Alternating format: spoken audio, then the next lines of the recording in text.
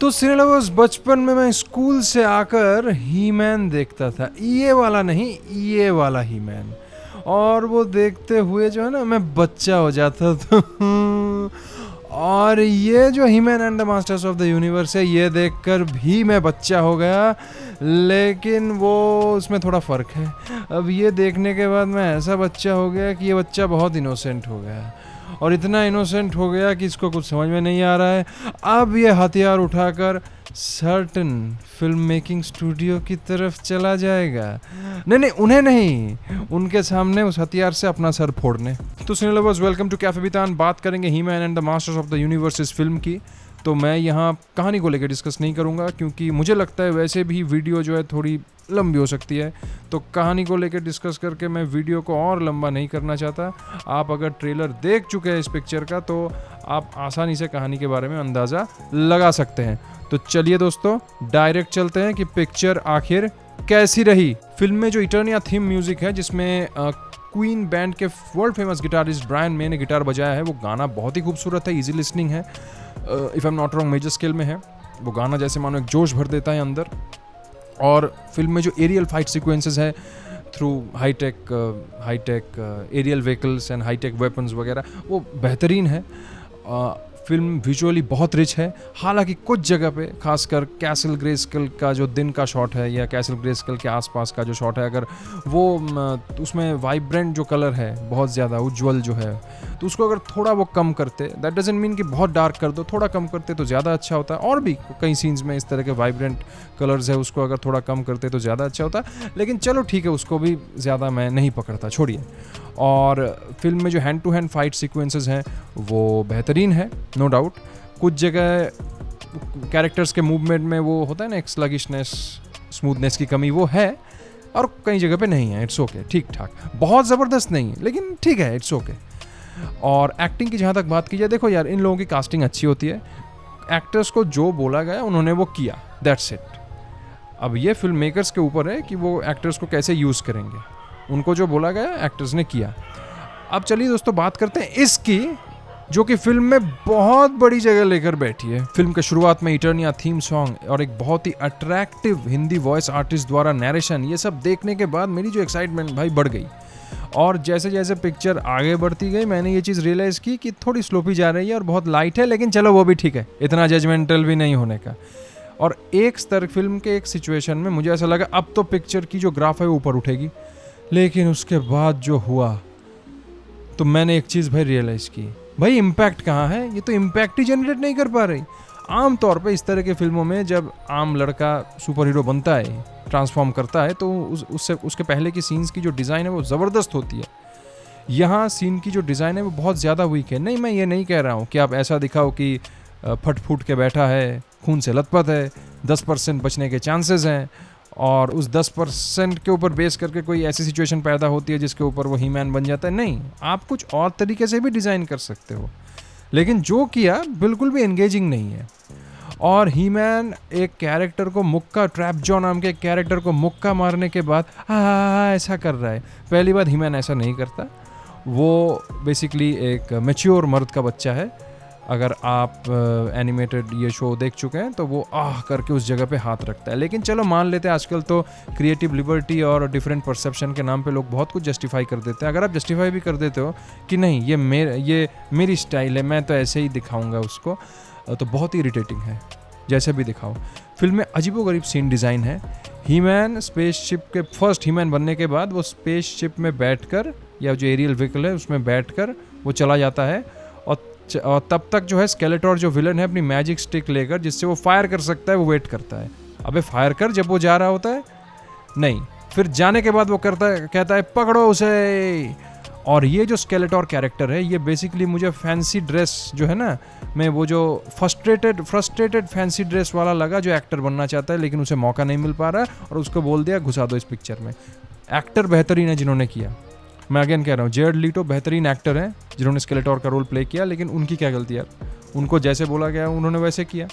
तो खैर, मैं उस कैरेक्टर की बात कर रहा हूँ, एकदम फ्रस्ट्रेटेड फैंसी ड्रेस वाला लग रहा है मुझे, जिसको एक्टिंग की तलब है। अब इस कैरेक्टर को, स्केलेटोर की एक खासियत है कि उसकी एक हंसी है, और अगर आप ये एनिमेटेड शो देखते हो तो हंसी जो है ना वो इतनी बैलेंस्ड और कॉम्प्लीमेंट्री है कि आप कन्विंस हो जाओगे कि हाँ यार ये कैरेक्टर तो ऐसा ही है। आपको वो चीज़ अच्छी लगेगी और अच्छी नहीं लगेगी तो बुरी तो लगेगी ही नहीं। यहाँ जो हंसी घुसाई गई है टू क्रिएट कॉमेडी और टू शो पावर, बहुत ही ज़्यादा इरिटेटिंग है। एक सीन है जिसमें एक कैरेक्टर को जो है वो राख बना देता है स्केलेटोर, और एक्चुअली वो राख नहीं बना सकता। उस कैरेक्टर का नाम है मॉसमैन, जिसको वो स्केलेटोर मार देता है। लेकिन वो उतना भी कमज़ोर नहीं है, लेकिन खैर क्या करे, क्रिएटिव लिबर्टी के नाम पे तो सब कुछ जस्टिफाइड है।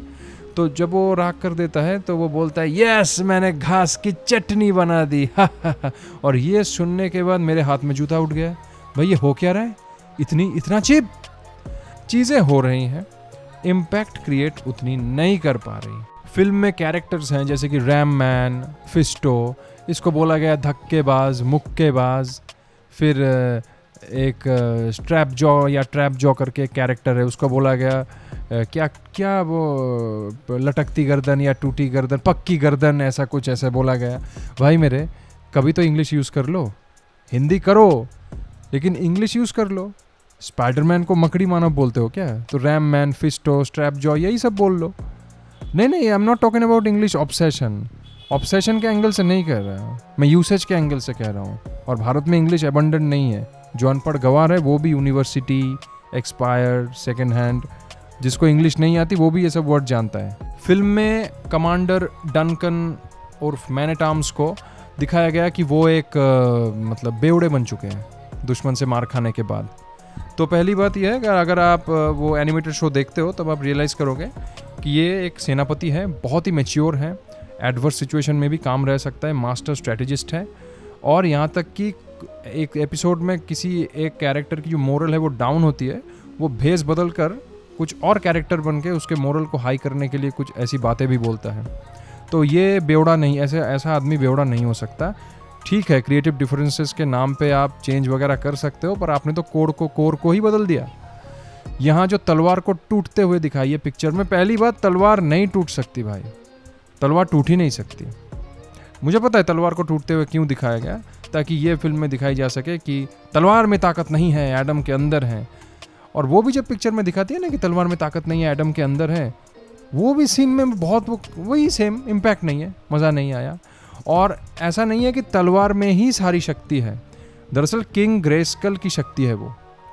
किंग ग्रेस्कल की शक्ति जो है वही डिवाइन एल्डर्स की ताकत है या बुजुर्गों की शक्ति है, और उस शक्ति का एक हिस्सा शायद उस तलवार में भी गया, if I am not wrong, जितना मैं याद कर पा रहा हूँ। और बहुत से ऐसे कैरेक्टर्स हैं जैसे कि मानो वो स्केलेटोर के जो मतलब आर्मी है उसके साथ जो लड़ते हैं, जो बीस्ट मैन है, स्ट्रैप जॉ है, और भी ट्राइक्लॉप्स है, इवल लिन है, इन सबको तो दिखाया। हालांकि सबकी जो इम्पैक्ट है सब उस आपके ऊपर इक्वल नहीं पड़ेगी, लेकिन ठीक है इनको तो दिखाया। लेकिन इनके साथ साथ कुछ फैंसी ड्रेस पहने हुए सैनिकों को दिखाया। वो ब्लैक ड्रेस में वाइट बोन का स्टिकर लगा कर, पता नहीं पिक्यूलियर और फैंसी ड्रेस वालों को दिखाया। बस स्केलेटोर की आर्मी ऐसी नहीं थी। मैं ये नहीं कह रहा हूँ अगेन कि आप डरोगे, लेकिन कुछ तो सीरियसनेस मेंटेन करो। अगेन आई एम रिपीटिंग, तलवार से ही एडम हीमैन बन सकता है, तलवार के बिना नहीं। फिल्म के एक सीन में स्केलेटोर का जो मैजिक स्टिक या पता नहीं क्या बोलते हैं, छड़ी, वो जो भी हो जिससे वो फायर करता है, उसको तोड़ के स्केलेटोर को मार दिया। पहली बार स्केलेटोर ऐसे मर ही नहीं सकता। स्केलेटोर एंशिएंट इविल सॉर्सरर कॉल होडैक, उसके मैजिक द्वारा प्रोटेक्टेड है, आप उसको ऐसे नहीं मार सकते। अगेन क्रिएटिव लिबर्टी के नाम पे जस्टिफाई करोगे तो वही कोर को ही तुमने छेड़ दिया। अब कोई क्या कह सकता है, उसे खुद को जस्टिफाई कराने के लिए लोगों के पास तर्कों की कमी नहीं होती। खैर, और मैं पहले सोचता था कि यार हीमैन वगैरह के ऊपर फिल्में तो बननी चाहिए ना। चलो क्वालिटी के मामले में ऐसे कैरेक्टर्स हैं कि अगर अच्छे से बनाई जाए तो लोग पागल हो जाएंगे। मैं ये कहता था, सोचता था। अब ये देखने के बाद मुझे पता चला कि बिल्कुल भी भाई नए प्रोजेक्ट्स को हाथ में मत लेना। अब ये फिल्म तो है वो फ्लॉप हो चुकी है, बजट के रिस्पेक्ट में जितना कलेक्शन किया आप चेक कीजिए। फर्दर भी हीमैन के ऊपर फिल्म नहीं आएंगी, and I am very happy कि नहीं आएगी। नहीं तो ऐसे कचरा बनाने से अच्छा है कि उसको एज इट इज़ रख दो। कोई अगर अच्छे से बना पाए तो वही इनिशिएटिव ले। मैं आपको रेकमेंड कर रहा हूँ, आप प्लीज़ हीमैन का जो वो 2002 वाली जो सीरीज़ है, अमेज़ॉन में अवेलेबल है, आप प्लीज़ उसे देखिए। उसे देखेंगे तो आप समझेंगे, और इसको आप उसके साथ फिल्म को कंपेयर करें। अगर आप डिटेल में समझना चाहते हैं तो तो आप समझेंगे कि क्या मतलब बेड़ा गर्क किया इन लोगों ने।